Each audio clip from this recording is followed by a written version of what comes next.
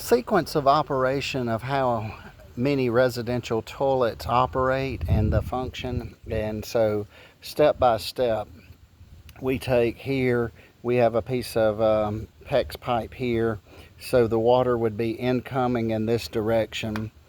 The water would flow through. This is maybe an angle stop with a cutoff, a quarter turn cutoff. These are great.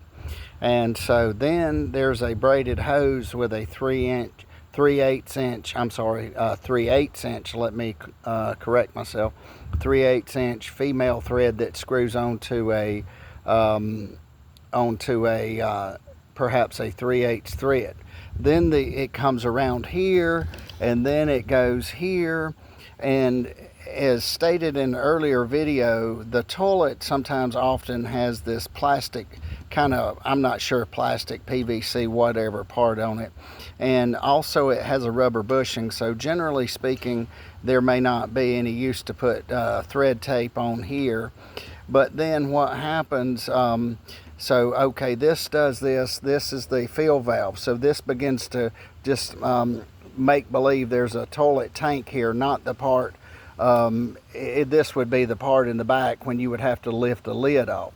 So then what happens, the water would come out, it would begin to fill the tank, and the tank would rise. And then the water level would rise and continue to rise. Okay, once it gets to a certain level, and say the water begins to stop filling at a certain level, according to this float here, it would push the float up and down and push the mechanism. And subsequent to this, then the water fills. So then what happens, one goes and then begins to hypothetically use the restroom, and then after doing so, one hits the handle to flush it. Well, this little chain is attached to the handle. So then what happens when you do this, it picks this up. The water goes down through the flush valve and the toilet flushes. So let's recap here. We have 1, 2, 3, 4, 5, 6, about 5 to 6 different parts. We have an incoming pipe, whether that be PEX pipe, copper, CPVC. I'm partial to PEX and copper myself. Sometimes it could even be galvanized. So in the older situations, configurations, the water comes in this way off of the main from underneath the house or the slab or wherever your water originates from, comes through here. Now, if you need to cut the toilet off, this little handle here, if you turn this handle here, this would stop the water.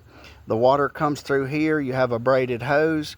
One point to mention here, I like the silver braided hose better than the kind of plastic hoses, but I'm not the paragon here and the expert, so although I have done this many times, but I like the braided hose. And so then the water comes up through a 3/8 fitting here. This is a 3/8 female, I think, attaching to a 3/8 or close there about the threads. It's plus or minus.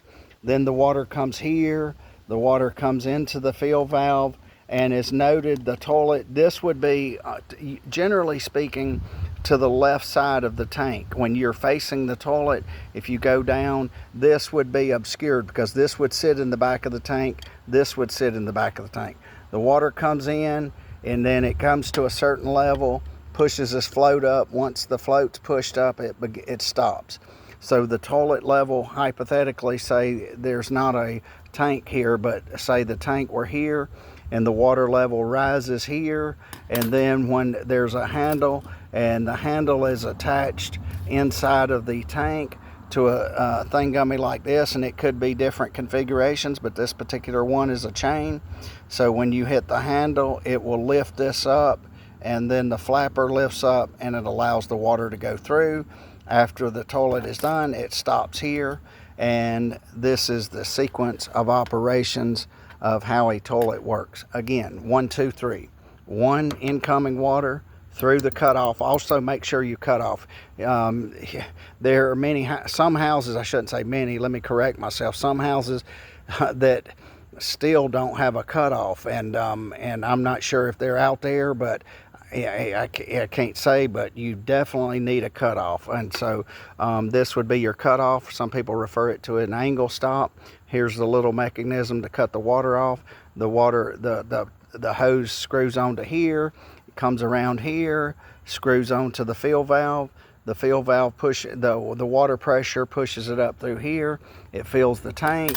Then once the tank rises to a certain level, then you grab the handle to flush the toilet, and once you grab the handle and pick it up, then the water goes down through the hole. And then after you release the handle, the flapper goes back down, and then the water begins to fill up and then push up onto the